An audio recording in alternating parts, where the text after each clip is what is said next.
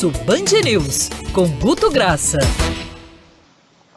Guto Graça com a gente, acompanhando de perto o que acontece nas redes. Hoje tem uma pauta extensa aqui do Guto. Eu queria começar com o final, Guto, que foi justamente a hashtag panelaço, né? Ontem, durante o presidente Jair Bolsonaro fazendo ali a participação dele em cadeia de rádio e televisão, eu brinquei, né? Eu vi tantos negócios de panelaço aqui também em Nova York, né? Eu estava no meio do jogo do Madison Square Garden, estava tendo panelaço lá para o New York Knicks, que acabou sendo derrotado, sendo eliminado pelo Atlanta Hawks. Mas, enfim, é algo que a gente acompanhou já de uma maneira mais intensa, dá para se falar assim, do que nas últimas cadeias de rádio e televisão que o presidente Bolsonaro fez. Bom dia, Guto. Sim, bom dia. Teve, em termos de bolha crítica, você teve um aumento de 8% do último pronunciamento. Ponto. Só por si só você já teve mais engajamento esse assunto. Segundo, chegou à liderança do Trending Topic mundial, como a gente já falou. Isso, pelo peso do Brasil em rede social e Twitter, muitas vezes acontece. Não estou desmerecendo em momento algum o panelaço, que provavelmente, pelo volume que a gente viu, Barão, quando você fala ter 8% a mais de engajamento em relação a um último momento, isso não é pouca coisa. Isso em termos de movimentação, foi muito alto. O que vai ser para voto, aí é outra história, mas que houve uma movimentação finalizando, digamos assim, nessa quarta-feira à noite, no panelaço mais forte do que vinha em relação à oposição, é fato, não tem como negar, aí não é ser simpatizante ou antagonista de Jair Messias Bolsonaro. Houve um aumento de, digamos assim, de exposição da insatisfação, e que se conclui com esse hashtag panelaço, Barão. Fala aí, Ellen. Guto, e você vê essa hashtag panelaço que chegou a CTT mundial, houve alguma contra-resposta, alguma manifestação do outro lado, não? Mas olha, assim, Ellen, super bem lembrado, porque a gente viveu uma semana exatamente de guerra de hashtags. Então, subia uma hashtag, aí subia Lula genocida, Bolsonaro genocida, era a favor contra a CPI, ou seja, isso é um comportamento que não veio desta semana, mas semana passada já vinha pesado esse duelo de hashtag, e nesse caso, essa semana culminou de quase que simultaneamente, a cada hashtag que era colocada com uma movimentação, tinha uma resposta. E quando terminou agora no panelaço, foi o que você falou. É como que, não, terminou, ok, fechou o panelaço, não houve uma contra-argumentação nesse sentido em relação ao panelaço, tá, Ellen? Começou lá atrás, né, com os protestos do fim de semana da esquerda, né, imagino eu, que também acabou movimentando as redes, né, Guto? Aí, exatamente, vamos fazer agora uma pequena volta no tempo, vamos até domingo.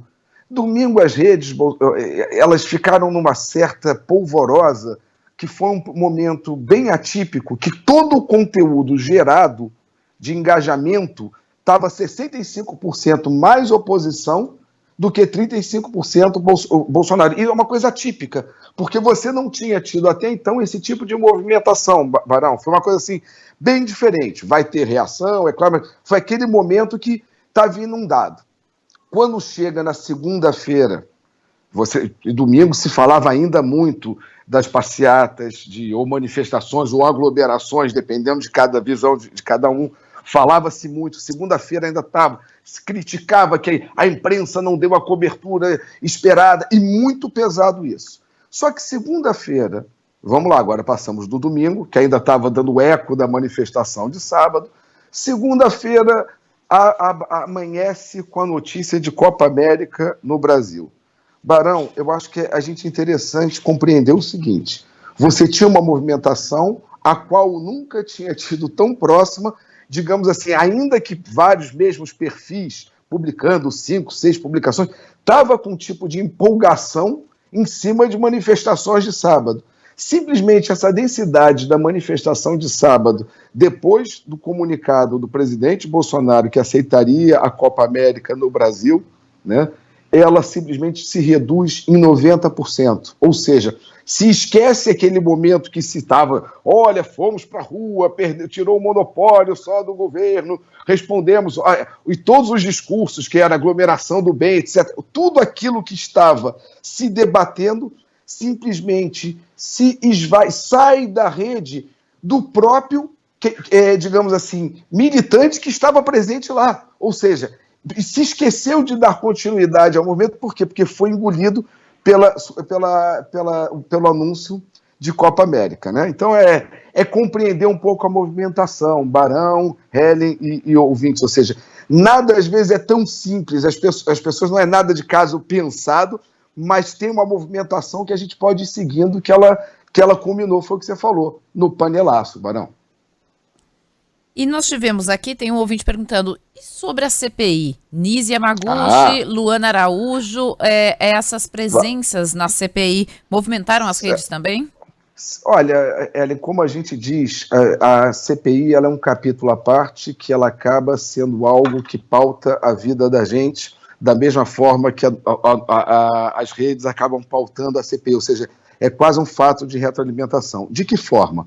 Quando a doutora Nise estava falando, você teve o aumento de buscas sobre tratamento precoce, cloroquina, em 10%.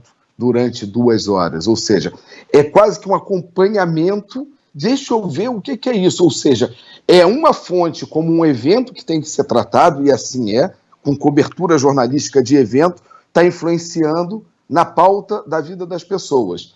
Aí você chega na CPI no dia seguinte, tem a apresentação da doutora Luana, que por mais que tenha tido já um conteúdo crítico, farpa, momento de hater, quando você analisa o volume todo postado sobre a doutora Luana, é 80% favorável. É quase que ocupando um espaço da ciência, ocupando um espaço quase que mítico, não cabe crítica ou elogio, mas constatação. Alguém que após um depoimento sai com 80% de leitura de material de rede, de conteúdo de rede, por máquina, como elogioso, eu acho que a gente tem que comentar e tem que observar, Ellen, Barão e ouvintes. A doutora Luana deu um show ontem na CPI, né? Impressionante como a gente tem a capacidade de produzir bons pesquisadores, cientistas, simplesmente abrir mão de que eles ocupem cargos importantes no governo, por exemplo, quando quase ela acabou ocupando, mas depois acabou não sendo a opção do governo Bolsonaro. Bom, na semana que vem, Guto, a gente volta a falar. Imagino eu que teremos mais CPI, mais essas brigas políticas pela frente. Afinal de contas, 2022, eleição presidencial, já é o foco mesmo no meio dessa pandemia. Grande abraço, Guto, até lá.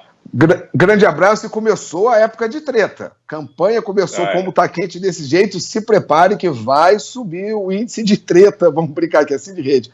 Beijo para vocês, até quinta que vem. Tchau, tchau. Beijo, Guto.